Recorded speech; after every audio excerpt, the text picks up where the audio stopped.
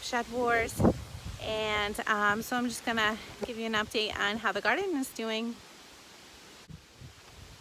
So I'm standing in front of all of my beautiful roses. They're all bloomed out. So I want to show you them first. We have tons and tons of blooms everywhere. And they're so pretty. These are just wild roses, and they spread like crazy every year. I started with just 2 plants and it's went all the way around, even on the back side.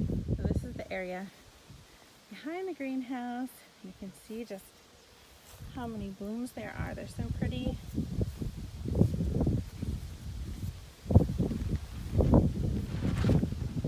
It's kind of windy here today.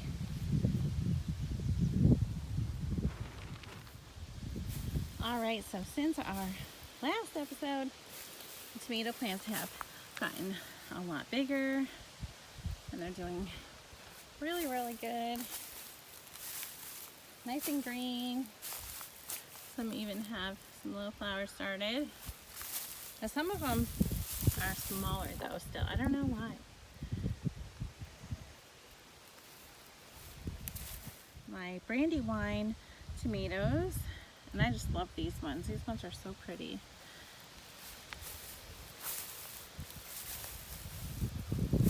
We have some flowers on this one.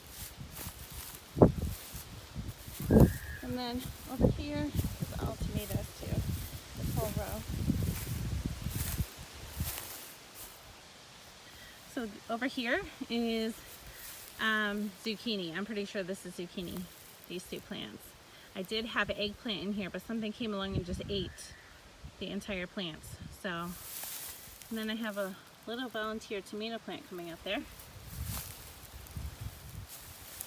And over here, these watermelons plants are looking really small.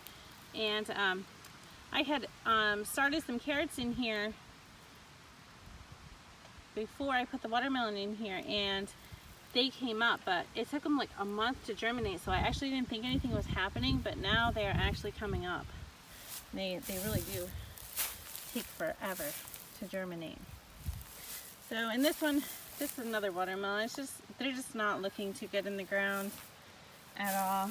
And I got some more zucchini here started. This watermelon, I'm actually growing in a pot, and you can see the difference. This one is just growing really nice and big. So, my comfrey tea that I made last time is about ready to be used. So I think I'm going to give this a shot of comfrey tea, and I think it will help it tremendously. Alright, so over here are some squash plants that if you watched my last episode of Shed Wars, then you know that a lot of my plants got hit by a late frost in June. And this was one of them, and it actually came back, and I really didn't think it was going to, but it did. And some of them didn't, so they were just really too dead. So I put zucchini in there, which is coming up, and there's another zucchini plant, and then another squash plant that also got hit by the frost. It's coming back slowly. And this is my green bean row. And I had to replant a lot of those because they also got hit by the frost. So some that didn't are bigger, and then others are just starting, but something is chewing them up. A lot of them, not all of them, but a lot of them. So this whole row is just green beans, so we should have tons and tons of green beans. And then over here, these tomatoes, more tomatoes. Looking good.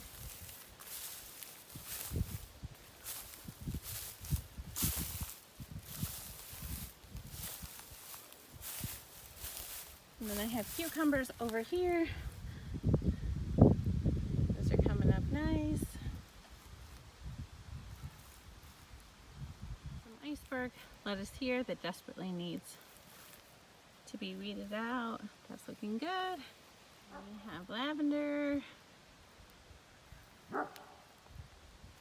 I really can't wait for these. The raspberries are looking good. Time to put some bird netting over top.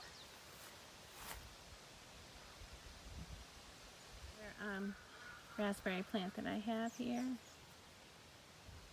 They're like my favorite berry. Okay, along the edge of the back garden I have some more cucumbers, sunflowers, more cucumbers,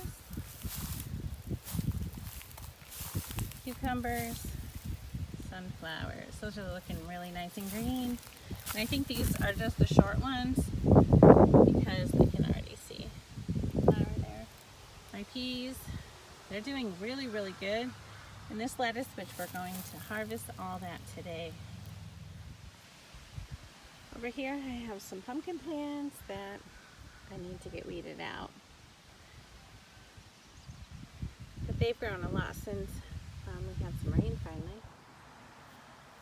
Alright, so this part of the garden is a little bit more messy.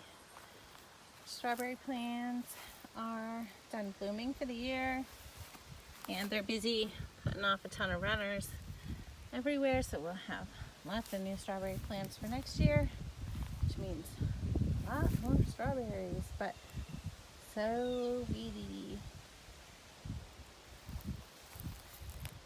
Then over here, my potatoes are looking really, really good. I just put more hay around them. And the last rain we had really popped them up. It was so dry and hot, and we didn't have any rain for like a week and a half, and it was like 90s, and except that yellow one over there, I'm not sure what's exactly going on with that one. But anyway, for the most part, the tomato plants are looking really good. Potato plants.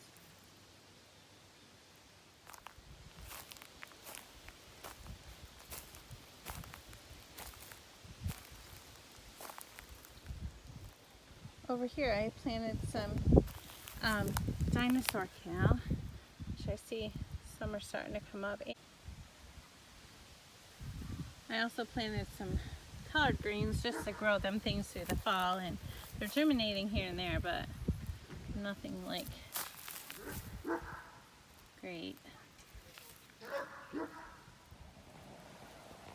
So behind my little fence here, I have a whole row of sunflowers growing, but I really got to get back here and weed this. So I think this might be my project today. Alright, so over in here I have a ton of lemon balm that grows everywhere.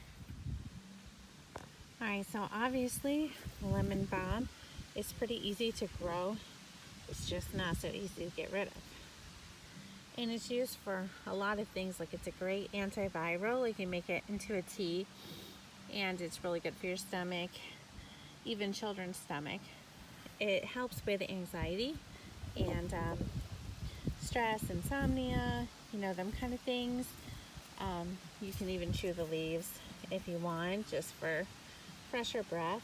It has a really strong lemon flavor, and a strong lemon scent too. It smells really, really good. You can see it just grows all over. Like on this end of the garden where my lilac bushes are, that's where I have it, and it's just everywhere. Like, I didn't plant it here, it just grows here. It's just everywhere. And also, like, my favorite way to actually use a lemon balm is to use it as a mosquito repellent, because if you just rub the leaves onto your skin, that oil comes out onto your skin and it repels the mosquitoes, keeps them away from you. And it really does work, because I've used it before.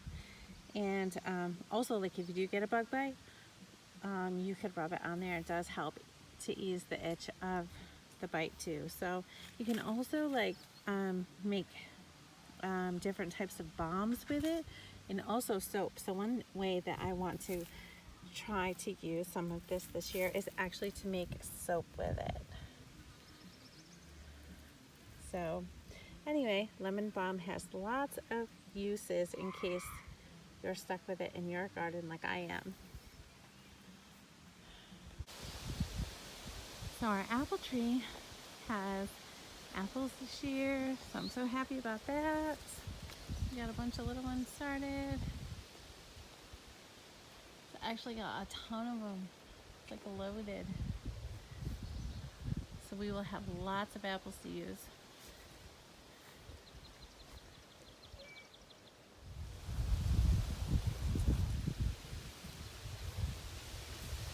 This apple tree is actually like over 100 years old. It's been here for a really, really long time. It produces apples every other year.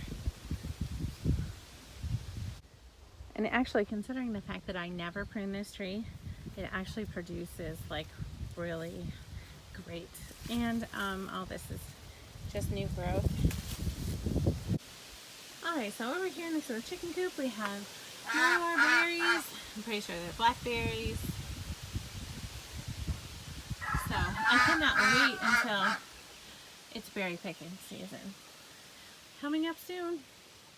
On our property we also have like a ton of these wild blueberry plants all over the place. And you can see there, some of them are starting to turn purple. But they're tiny because they're a wild type, but they're really, really good. And really, they're a superfood and very good for you. There's some more over here. And they really love to grow underneath the pine trees. So you'll find them all along underneath the pine trees. The hardest part is just getting to them before the birds do. Alright guys, thanks for joining me today on this episode of Shed Wars, and I will see you again soon.